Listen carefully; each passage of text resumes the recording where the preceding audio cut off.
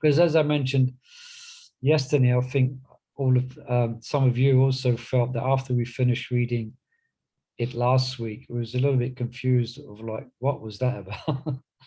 To like one degree or another.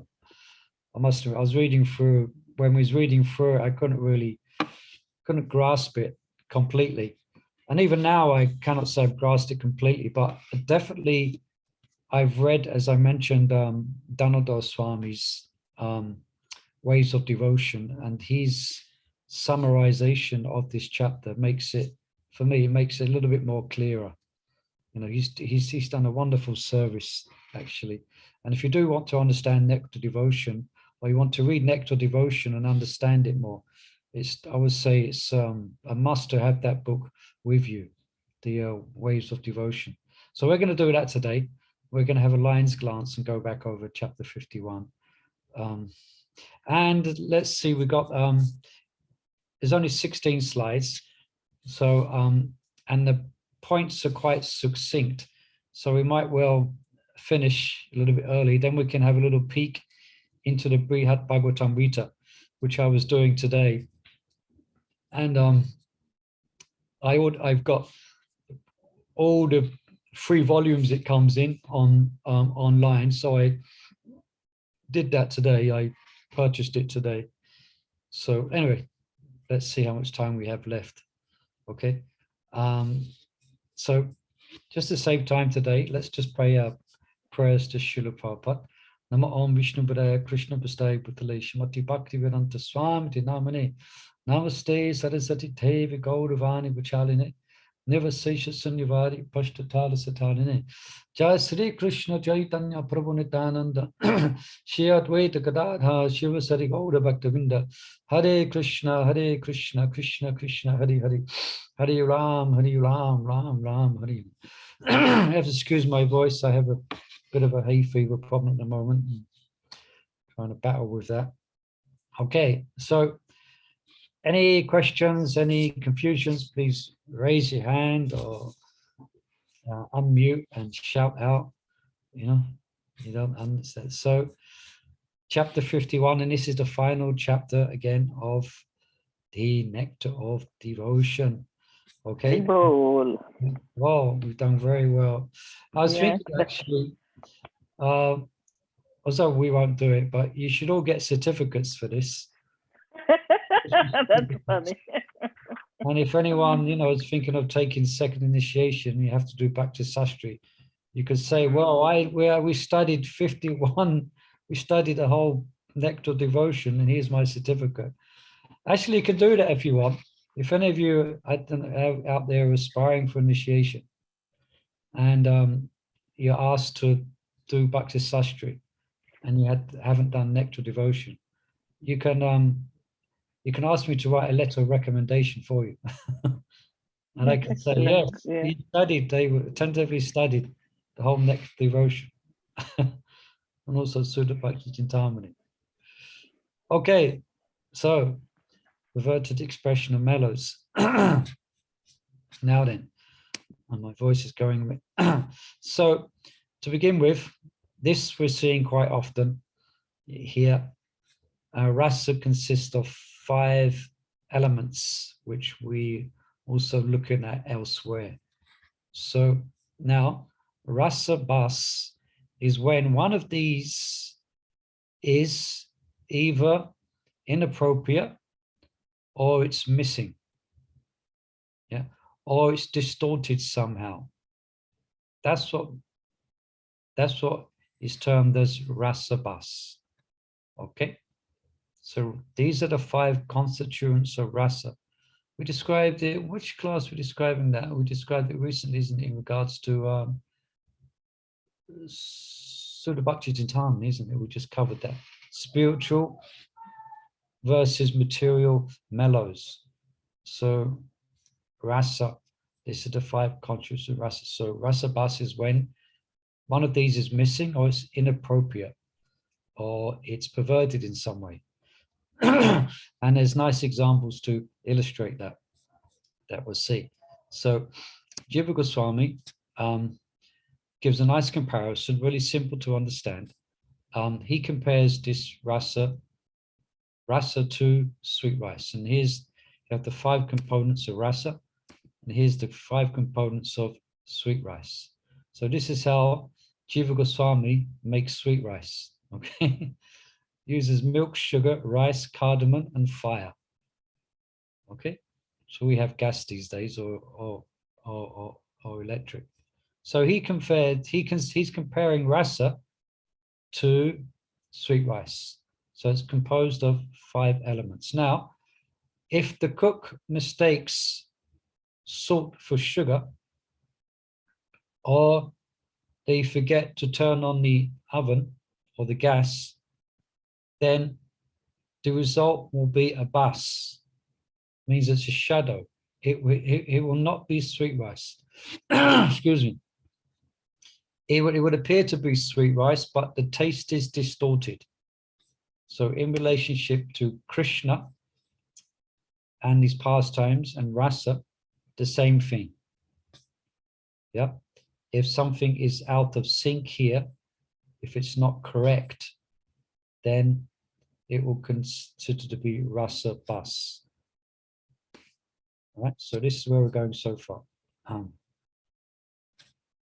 Now, here's a bit of clarification here that Dhanurdhara Swami uses. We don't have to worry so much about it as such.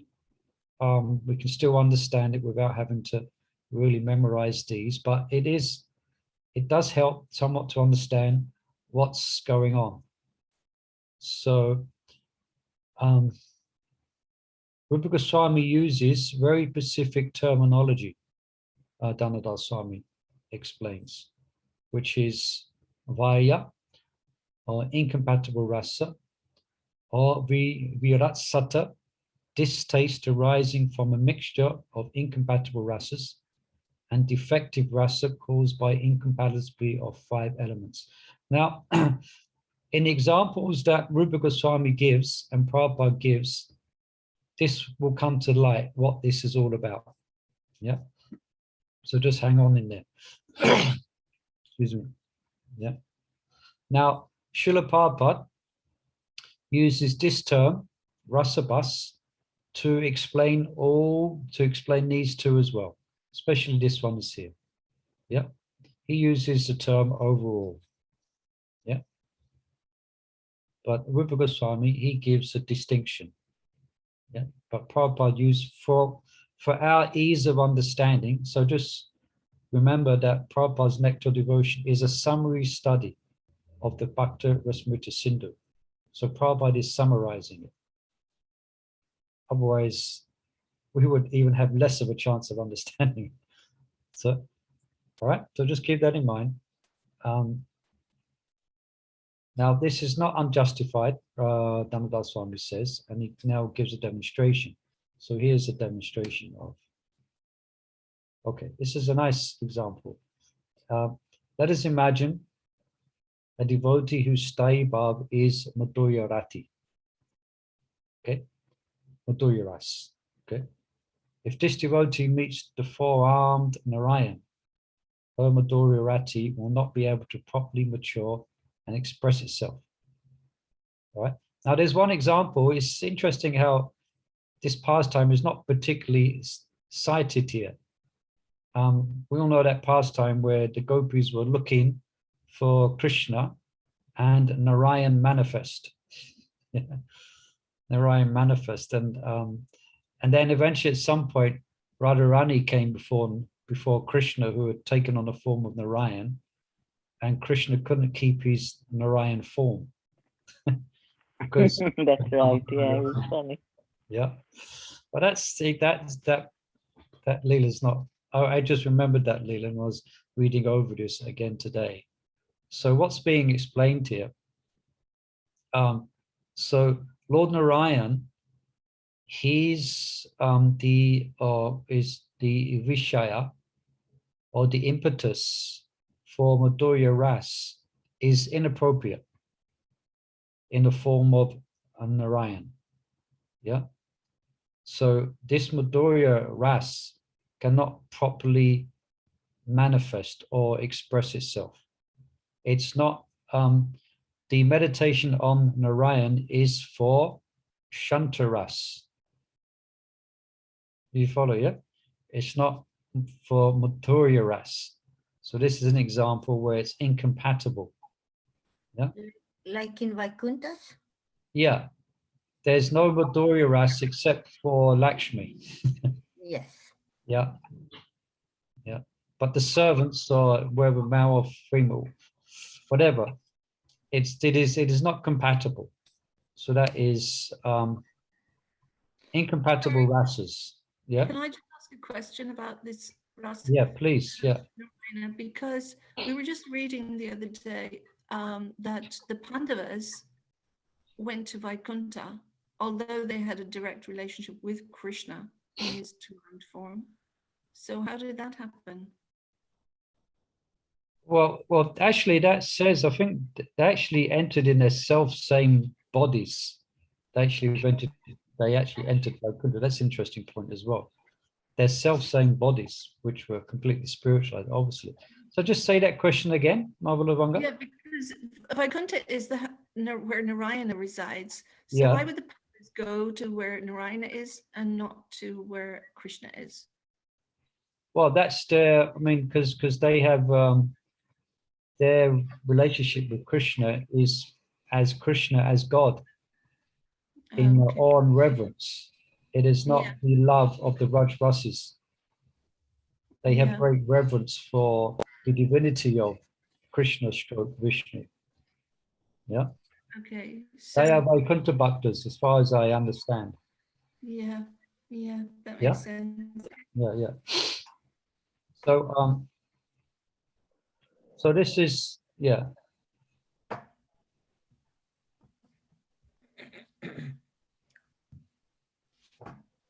So Rasabasa occurs when a rasa cannot fully mature. So Madhurya Rati or rasa cannot fully mature in regards to Narayan. Yeah? That's called Rasabas. Yeah. See, it's more clear now, isn't it? Things started to click into place when I was reading and studying over this, you know. Now, some more technicalities. There are varieties of this rasabas. There's uparasa. Let's just read it. False expression, limitation, and mispresented. Now, this Uttama, Madhyam, Kanishta. This means, just scroll down here. Uttama, it means it's really close to genuine rasa. All things are nearly complete. There's just something not quite right. Yeah. And Madhyama rasa, it less resembles the original rasa. And Kanishta, it least resembles the proper ingredients for rasa. Okay. Again, you should get certificate for Rasika Bhaktas after studying this. Okay. Are you going to give us the certificates? Yeah, I've got a printer here. No, we wanted gold frames. So uparasa, distortion of rasa. Yeah. Okay, let's give some more examples. So remember, we actually read this. Okay, this is going to be examples of uparasa in Shantaras, Dasyaras, Sakyaras, and Saliras and Madhuryaras. Yeah, we're going to see examples of these. And you recall that we read some of these examples. So here's Shantaras. So in regards to rasa, in regards to Shantaras, when it's not appropriate in regards to Krishna. When seeing the Lord, when seeing the worlds, discussed for the material body. Okay. So here's one, for example. But as soon as I saw you, so this saw you mean I saw Krishna, the original personality of Godhead, I experienced the same bliss in regards to Brahman. Remember we gave that. So that's not appropriate. The bliss in Krishna is much more, he is the source of Brahman. which Brahman is a reflection of. So God's oneness with everything. Here's a quote here. When a person has passed completely from all contamination of material existence, he relishes a transcendental bliss of being established in trance. But as soon as I saw you, Krishna, the original personality of Godhead, I experienced the same bliss, inappropriate in regards to Krishna. So I'm just, yeah. So what's happened here is that the person who's speaking this verse, they're equating the bliss of Krishna's darshan with the bliss of Brahman. So you can't equate that. So it's inappropriate expression. Now, what it does, it demotes real Santa Ras to Santa Uparasa, inappropriate. It's inappropriate. Santa Ras is one of the rasas, but when it's connected wrongly to Krishna, it's called Uparasa. Yeah, you follow? It's oneness with God. And here's another one we read. Whenever I'm glancing, I simply see your personality. Therefore, I know that you are the uncontaminated Brahman effulgence. Yeah. So when Krishna appears before you, you should not say this type of thing.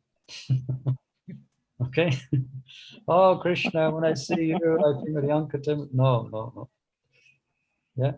Next time Krishna manifests before you, you won't say this type of thing. Okay. Therefore, I know you are the uncontaminated Brahman effulgence. Then Krishna will promptly disappear. Yeah. So basically in Shantaras, one is focusing like this devotee here. It's a well-known picture in our books, well-known picture. Well, this is one of the pictures that Vaisheshika shows when he sells books. And before he shows them the picture, he says, what do you do for a living? And I say, oh, I'm a carpenter. And then he points to this picture. Oh, this man was a carpenter. He gets them laughing. So in Sancharas, one focuses on Parama Brahman, the supreme Brahman, yeah. So as towards Nivashesha Brahman, so undifferentiated. So here Shantaras, again it demotes to Shanta Uparas. Okay, so now we go to Dasya Uparas. So there's four things that cause this. Displaying impotence before Krishna. So Dasya is servitude, and where it goes wrong. Yeah? Where it's not correct. According to these five. Yeah, something's amiss. Yeah. So here's the four causes. These four here you can see them: disrespecting Krishna's devotees, seeing greater excellency in a devata, overstepping social etiquette, or displaying impotence before Krishna. Yeah. Yeah, it's interesting. I was reading this and studying this, and there was in a temple during one devotee was offering Tulsi Arti, and he was turning it into a pantomime. You know, I won't mention his name. You might guess who's that type of. He was offering Arti to Tulsi, but he was making a joke. You know, trying, and I was, I didn't shout him, but it was wrong. Why was it wrong? Rasabasa, inappropriate. Yeah, when it's not. Imagine someone on the altar, and they're making a play like that and joking. No, that's inappropriate rasa. So that's sometimes why we might get kind of disturbed when we see something not right. It's like inappropriate. Yeah, it's rasabasa. And it's there in life in general. If the if the employee is over familiar with the boss who they hardly know, it's Rasabasa, it's inappropriate. I think we spoke about this before. But it just reminded me, because it was in my mind, this Rasabasa, and I was thinking about it afterwards. Why was that so unpleasant in one sense? I mean, some of the devotees were laughing at him, but I mean, I wasn't. I was inappropriate. Tulsi is supposed to be devotional. And So, it's Yeah. not a friend of mine. can I ask something for the so and Tulsi Aarti is really like you have to be serious, folded hands, because it's a But it's not serious that. prayer. Well, when we're dancing, it's about the person offering the arti at least. Sure, yeah. So But they with should be. dance, it's okay, but even when the prayers are going, when you're chanting Hare Krishna, dancing is different. But when the prayers are going on, they kind of deep prayers, should we not be? I know. Yeah, I mean. No, it's just me. I'm thinking for myself. I'm not worried about anybody No, else. somebody, if you probably, I think you mentioned this before, that, and I mean, I don't go along with it, when devotees during Tulsi Arti, they start dancing funny, Yeah. Also, clowning around. I don't, clowning, that's the word. Clowning around, like I messing just don't go along with it, I just kind of. I suppose it looks very insulting because, Yeah. it's just, you feel upset because it's quite upsetting and it's insulting. It's insulting. Yeah. Now, Jambavati has a hand up here. Is that right? Did you have your hand up to ask? Yeah, thank you very much. I just came up with a question.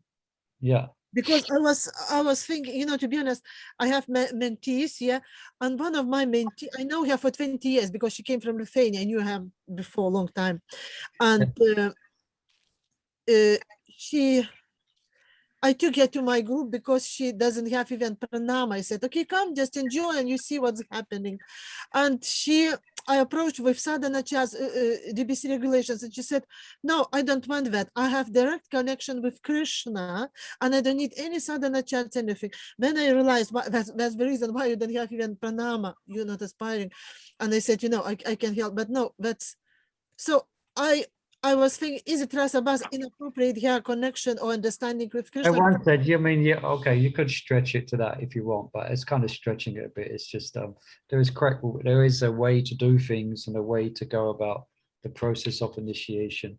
No, I wanted to say that her connection, she said, I don't even need guru because I have straight connection to Krishna. Oh yeah, then that's my question. Yeah, then there's she needs some preaching too. She needs to read Srila Prabhupada's books. Yeah, that's H.H Dhanurdhara Swami said one time, that's like playing tennis without a net. Yeah, it doesn't work like that. According to Krishna, that is not the system. Tadvidi paripadena paripaschena. Yeah, that's it I was thinking here. Thank you very much. All right. Thank you.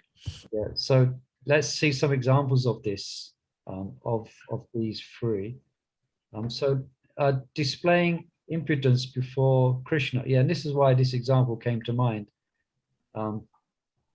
When Madhu Mangal, an intimate friend of Krishna, was dancing before Krishna in a joking manner.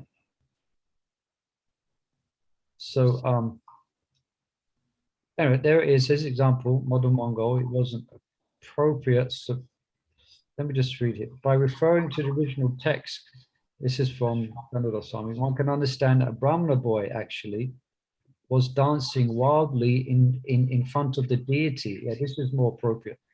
Was dancing wildly in front of the deity, despite admonishment by being spoken to by the elders, not following their orders. The boy was impudent. So this is a display of impudence before the deity of Krishna. Yeah. Okay. Now, so this is a distorted service attitude. So service is based upon meekness and humility. So this dancing wildly in front of the deity, that is, one cannot experience real mood of a servant. Now this has to be understood because also in regards to, as we're just discussing it, Sankirtan. Now, and Kirtan in general, devotees do sometimes, you could say, go wild, you could say.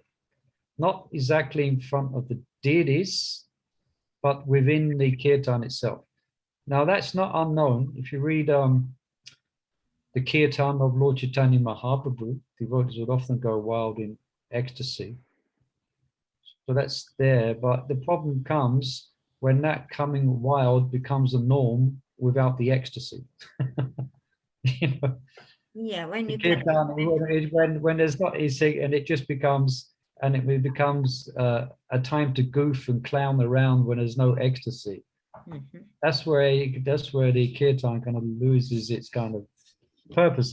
But if the Kirtan is real and Krishna manifests within the sound, devotees go wild. Yeah, they go ecstatic. But the problem is sometimes, and also we got to have a big discussion on this now, big Ishtagoshti, but I'll try and keep it short. Like that's where you got devotees like Mahavishnu Swami, who's completely ecstatic. He's got an unprecedented taste for the holy name, and he is naturally ecstatic. So then those are not ecstatic, copy him. It's not quite the same in one sense.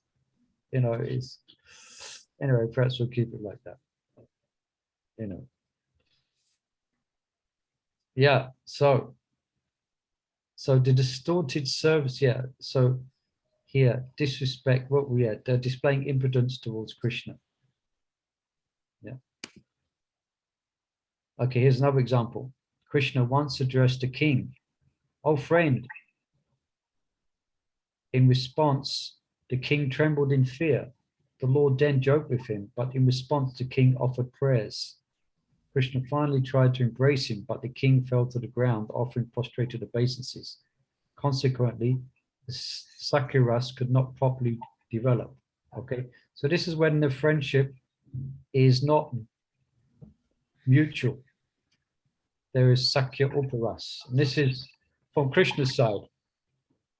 He was acting as if a mutual friend, but this, oh yeah, Sakiras. This is not Dasyaras, this is Sakiras. Yeah. So he's, no, I'll just explain that wrong. Okay, let me try again. Stop, replay, start again. Yeah. So here, this was, let's read this in. Krishna once addressed the king, "Oh friend." In response, the king trembled in fear. The Lord then joked with him, but in response, the king offered prayers.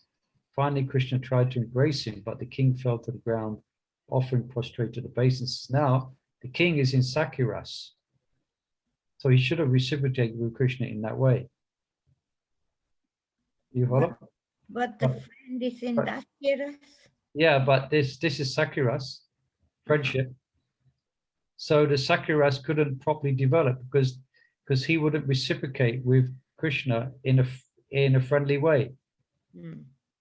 Would the king know that he is in Sakyaras when Krishna knows? Well, this example is given so we can presume that the king is in Sakiras. Okay, thank you. Yeah, so it's inappropriate. It's interesting study because we can easily superimpose this on our material relationships, isn't it? Mm-hmm. You can really, you can really get into it. You know, you could bring up with a husband. Yeah, Rasabasa. That's Rasabasa. But I think, Muli Prabhu, I would have. Or the children. It's inappropriate. It's Rasabasa. So, yeah, so this is prayer. Now I'm just going to say I would have embraced him anyway. You would have what? I would have hugged him, in other words. I would Krishna. have done that. Yeah. Yeah, Take it an opportunity whenever you get, Yeah. why not? That also, yeah, that brings up another issue as well, is how we behave towards the deities as well. Is it appropriate or inappropriate? Oh, One yeah. thing, like after the Navakalevaram, after Snanyatra, the Lord goes away for 2 weeks. And then after 2 weeks, all the pujaris who are doing Rath Yatra, they all come in and we all go to pay our obeisances. And there's one devotee who each year he will come, he takes part in Rath Yatra, he comes in and he embraces Lord Jagannath and he embraces Lord Balaram. I forget what he does for Subhadra, I forget now. And then in the beginning, we used to follow, but it's inappropriate. We are servants. Why is it inappropriate? Because we are servants. We're in Dashiras. It's inappropriate. We cannot imitate, okay, you're in Jagannath Puri, and when you climb up on the car and you embrace it. No, that's their mood, but our mood is awe and reverence. So I remember. So the king actually did the right thing then, offering his obeisances to the Lord. Well, I'm just saying, it seems like the king is actually a friend. Okay. So he perhaps could have reciprocated with Krishna more on a friendly basis. Yeah, and I remember then Nrsimha was the Didi worship minister one year, and he saw it, and he said it's not right. Yeah, so we told the devotee. Now he doesn't do that. Hare Krishna Prabhu. Everybody knows who it is. I know. Yes. Hare Krishna Prabhu. So yeah, just one thing, Nima. So that's why it's the thing. Like when we come onto the altar, we don't embrace Krishna. Yeah. We put our head to his feet. Yeah. Yeah. Yeah. Otherwise, it's Rasabasa. It's inappropriate. We are servants. We should never dare think ourselves, superimpose or Sakya. Otherwise, this is an offense.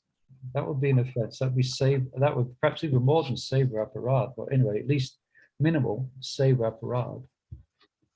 Yeah. Nimai Mata, and then Samudara has a question. I was when I read about this king, I was thinking also, although they are friends, but the king knows actual position. Krishna wants to be friends. Krishna can have that, but king cannot. So king felt that way. So that's why he fell onto the ground. Yeah, maybe. Perhaps I might have. Perhaps I'll have to look at this again. I might have put the wrong example under the wrong heading. Yeah, because I here make I think mistakes like that. King But, knows. Let's just take it. The lesson is Sakya Uparas. It has to be mutual. It has to be mutual for Sakyaras to really develop. Okay. And the interactions have to be mutual for it to develop. Yeah. Samudara Radhika, you have your hand there as a question. Hare Krishna, yes, Prabhuji, I had a question, please. So if you have personal deities at home, Gaur, Nitai, and Bal Gopal, so is it wrong to because I've personally, when I've attended lectures and all this, even you told us that even when you go away, make sure your deities are being looked after somewhere else. You should treat them as a family member. So at home, it's a different story, isn't it? You told me, and in the temple, it's a different story. So is it wrong to embrace your deities at home? Yeah, no, it's same. We are servants of Gaur Nitai at home. Our worship should be appropriate to who we are and who they are. Okay. They are the Lords, and we are servants. Yeah, that's the appropriate mood of worship. Yeah, that we should have for deities. No, deities, it happens to be God. It happens to be the Supreme Person, God. So yeah, generally that's what we teach in our home worship seminars. The mood of the deities, the mood of worship should be one of respect. We come and we bow down, we offer prayers, we don't, embrace them or dance with them, things like that, or put them on the dinner table, or put them in the bed next to us, No, but I've got their own beds, and then before putting them to rest, and when they wake up in the morning, I do embrace them. So I will. Should I ask for forgiveness and not do that from now, or what should I do?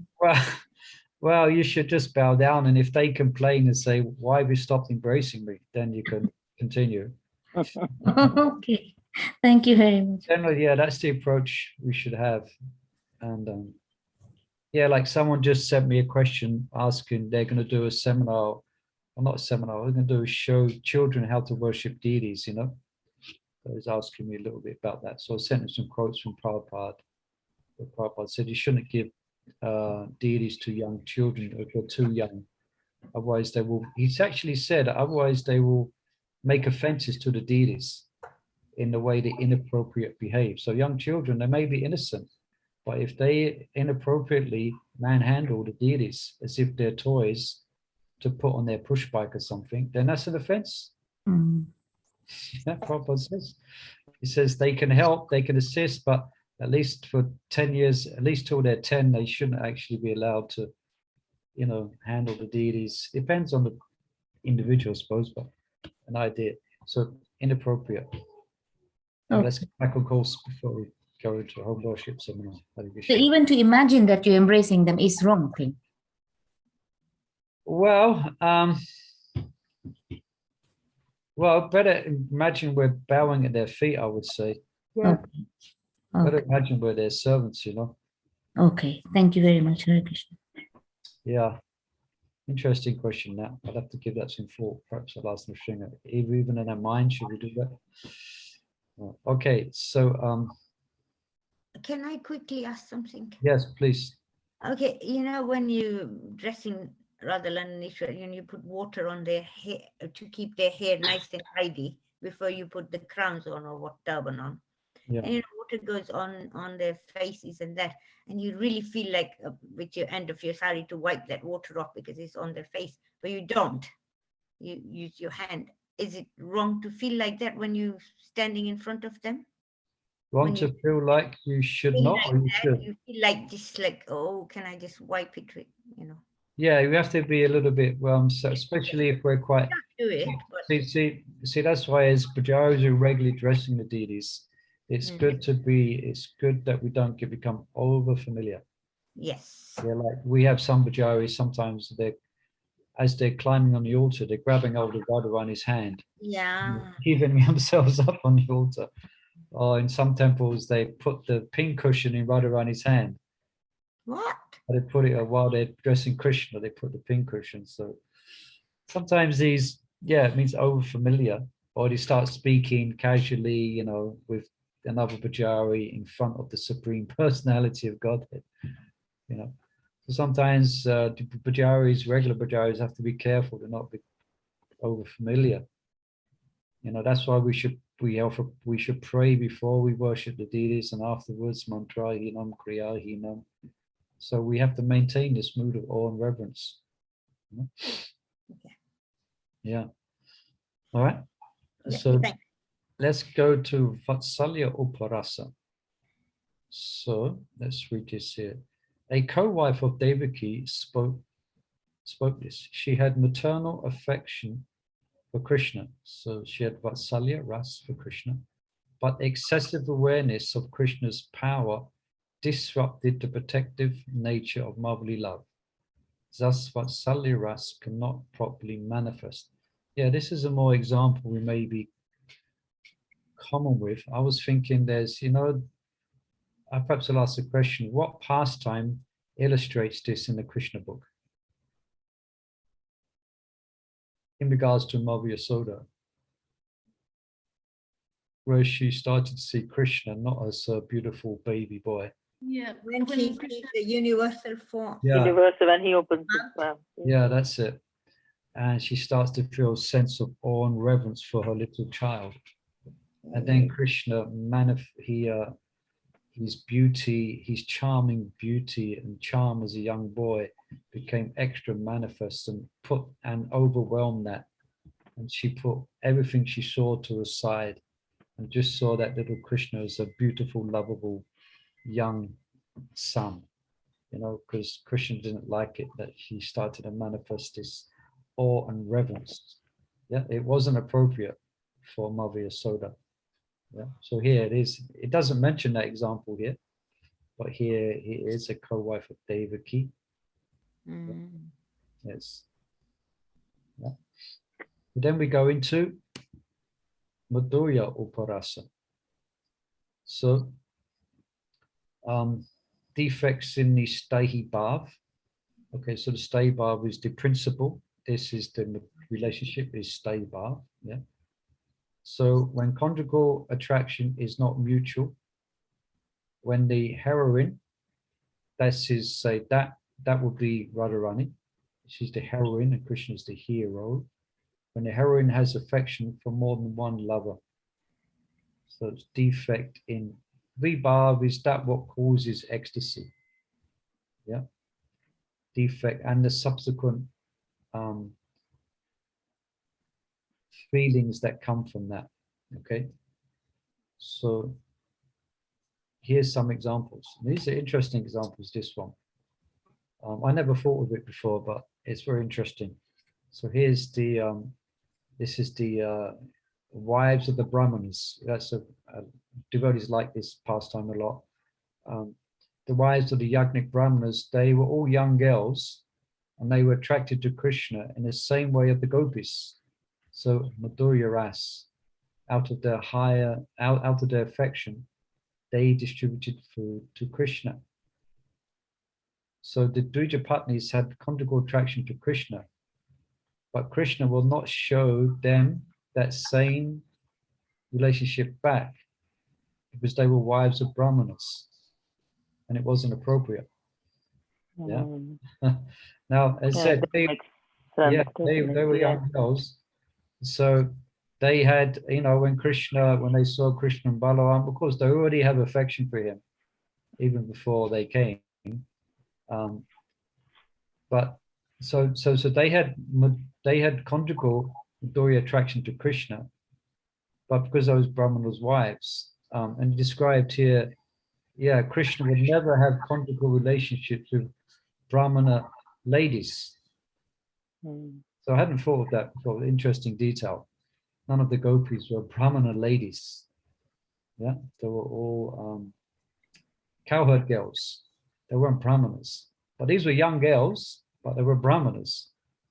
So it was inappropriate. So Krishna described that Krishna withdrew his natural smiling and restless eyes as he would with the gopis. You know, he'd be glancing at them, you know, from the side, and, you know, in his an attractive way to enhance their Madhurya Ras. He would look at them, you know, in a way as a boy, you know, like that. But he didn't do that with the wives of the Yajnik Brahmins because it was inappropriate. Yeah, so Krishna didn't reciprocate their, described here as conjugal sentiments. So they were inappropriate ashrayas. So ashraya means the abode. So Madhurya Ras really fully manifest in the wives of the Yajnik Brahmins, not like it did in the gopis, or definitely Radharani. All right. Now here's some other examples. Here we had these examples of some more. Yeah, let's read here. So here, I'll put some notes here. Okay, so here's something called Anubhava Virupata. Okay, another technical word, but let's try and, for all that benefit, let's try and make it more, let's try and explain it. So inappropriate behavior. So describes if one is not expert, describes she will behave in, let me just give the example. For example, if Krishna cheats, sometimes he may, you know, Krishna on the way to meet Radharani, he gets waylaid by Padma and Chandravali, yeah, of the other group, you know. And so sometimes it happens and vice versa. So here's an example. So if Krishna meets another girl and the girl who's cheated, the correct behavior for her would be what? What's the correct behavior for the girl who's been cheated by Krishna? What should be the correct behavior? Your ladies, you must know. Listen. Become angry, no? Yeah. Super angry. Yeah, upset. Upset, yeah. How So dare you? Yeah, so that's the appropriate behavior. Now, yeah. So here's an example Rupa Goswami gives, that one gopi, she's saying, or someone, one lady, even if I see you have been with someone else, please don't be embarrassed or shy. Just please accept me as your maidservant and grant me the mercy of your sidelong glance. But Rupa Goswami says she should chastise Krishna, because that would enhance the Madhurya Ras. That would enhance the relationship. Instead of becoming angry, this girl offered humble prayers. So that will dampen the Madhurya Ras to Madhurya Uparas, Rasabasa. Interesting, isn't it? So, Yes, definitely. yeah. So this is in regards to Krishna, okay? Krishna, obviously. So here's vulgarity.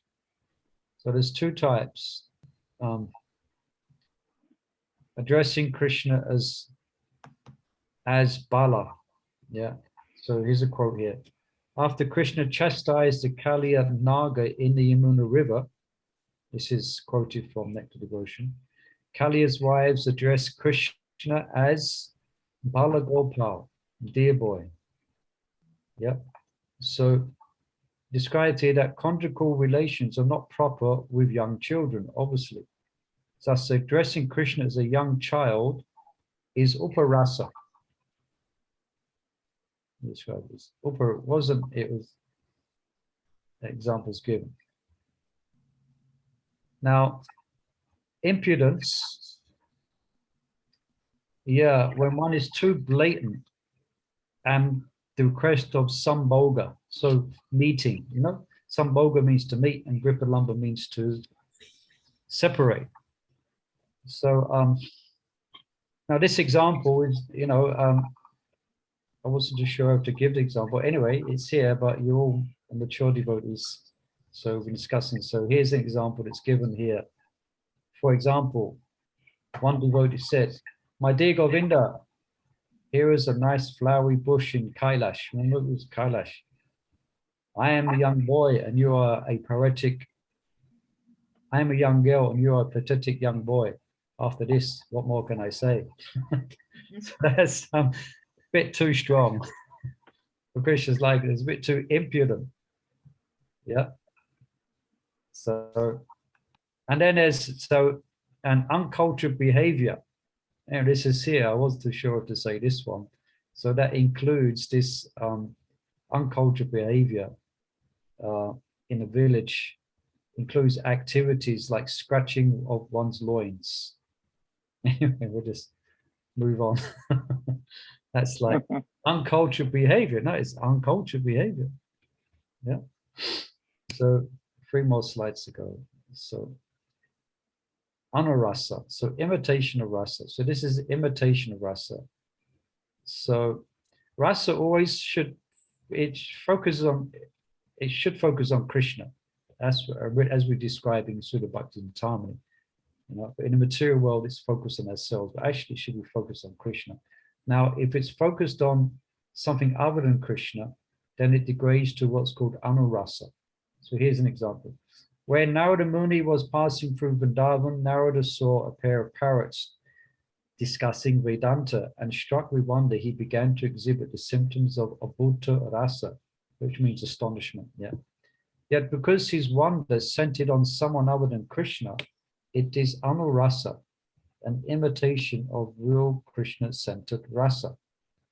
Yeah, so it wasn't centered on Krishna. It was centered on the wonder of the parrots. Yeah, so it's anurasa. Now then there's false rasa. So only devotees of Krishna can actually experience full rasa. His enemies can't. So here, when Krishna was fleeing from the battlefield from a distant place, Jarasandha was watching him with restless eyes and was feeling very proud. Being thus puffed up with his conquests, he was repeatedly laughing. Jarasandha's laughter is hasya, aparas. false ecstatic laughter. So you understand here, he's a demon, his mood is off. He's laughing at Krishna running. It cannot be classified as true rasa. Yeah. So he's Jarasandha's laughter is hasya, which means laughter. So aparas. Yeah. And then finally, there's something which was missed here. Let me go back. I missed something here on the Dulyaras. I'm sure I had some more notes on. Yeah, here. Sorry. Let me go back on this one.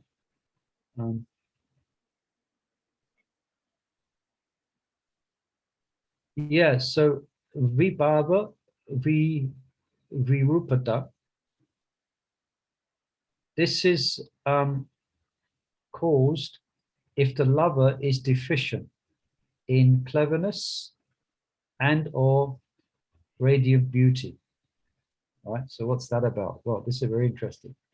So this occurs when conjugal sentiments are so-called or are expressed by animals, creepers, and unfit or elderly ladies in Raj.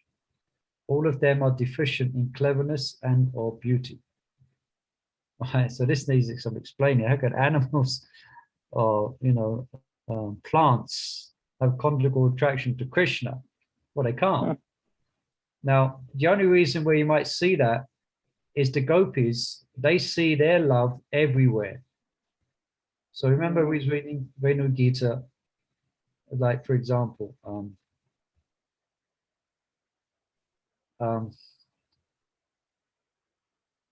then in the Nectar of Devotion describes the gopis speaking amongst themselves about the buds and creepers were blooming in ecstasy because upon receiving the sidelong glance of Krishna. So sidelong glance is a conjugal thing. Sidelong glance means conjugal. That means a Madhurya relationship. So, but the gopis see that in their love, they see the creepers blossoming and they think, oh, that's because Krishna's given them his sidelong glance. So this is an example of vibhava virupata. Yeah. So it kind of implies that the creepers were experiencing conjugal love. But however, because they're deficient, they don't have the cleverness or they're not in that position. So that's not a proper presentation of rasa. That's just the gopis' madness of love. They see the creepers as having recorded relationships with Krishna. So because they see everything through Madhurya, yeah, they see the trees, the creepers, animals, they see them experiencing Madhurya ras. Now it's not a defect, it doesn't cause a defect in the gopis rasa, but it's a fact the trees and creepers cannot experience full Madhurya ras. Yeah, they may have attraction to see it, Madhurya rati, but they cannot be the abodes of it, ashraya. Yeah, but they may appreciate it, as they will appreciate Krishna's pastimes, but it's just rati. They may have attraction, but they cannot be the abodes of that. Right, I just missed that part in regards to Madhurya. Okay, it's on the bottom of my notes. So then we just go to the last thing here, and we're not going to get much into a review of Sri Brhad Bhagatamrta, so we'll start afresh next week for that. So now, having said that, you may have this was at the end, and it kind of, when I read this last week when we were studying it, I always thought Rasabasa was always wrong and shouldn't be done and etc. But no, sometimes it is actually useful. Because here, everything in connection with Krishna is called ecstatic devotional love, so it may be exhibited in different ways, sometimes in right order and sometimes as a perverted reflection. According to the opinion of all expert devotees, anything that will arouse ecstatic love for Krishna is to be taken as an impetus for transcendental melody. So in other words, anything somehow that comes in touch with Krishna, Yeah, karma dveshatvo yat shneha. So even if someone has hate for Krishna, like Kamsa, he is benefited because he's thinking about Krishna. Or someone's envious of Krishna, Jarasandha, yeah, they get purified. So they have some fidelity, or fidelity, or they have some, they've come in touch with Krishna somehow. It may not be according to this or rasa or everything complete, but they have come in touch with Krishna. So therefore, it's better than not coming in touch with him. That's for sure. Yeah. Yeah, and concluding words from Rupa Goswami. Rupa Goswami concludes by saying that Bhakti Vismrita Sindhu is very difficult for ordinary men or women to understand. So that's us. Okay. Yet he hopes that Lord Krishna, the eternal Supreme Personality of Godhead, will be pleased with his presentation of this book. And I'm sure Krishna was pleased. Yeah. That's the final words from Rupa Goswami. And that concludes our reading of the Nectar of Devotion, last chapter. So I hope this was a little bit more clearer. It definitely made it clearer for me when I read over it. And I was putting it into some place to try to understand it. Very helpful. You're very helpful. Yeah.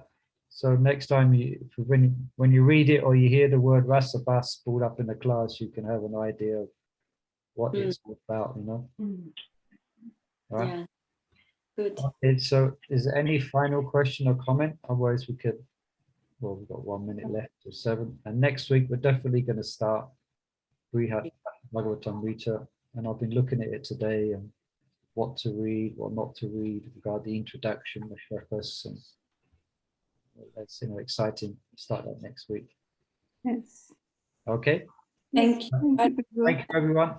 I have just one thing. Thank you. Yeah, Can we do Mahabharata when you finish the Tuesday session? you can discuss amongst yourselves if you all want that. Fine. Yeah, I think it'd be really good because it's so connected with everything. I mean, Bhagavad Gita comes from there, so. Yeah, Mahabharata, it's a little bit easier going. It's like it's an adventure. It's lots of stories there. It's like, Yeah. You mean obviously you're speaking of Krishna Dharma's Mahabharata. Yeah. Yes. Yeah. Yeah. Okay, you can confirm that amongst yourselves, and perhaps you can. And if Thank you you. Thank you for today's class. No problem. His Grace Muli Very good. Prabhu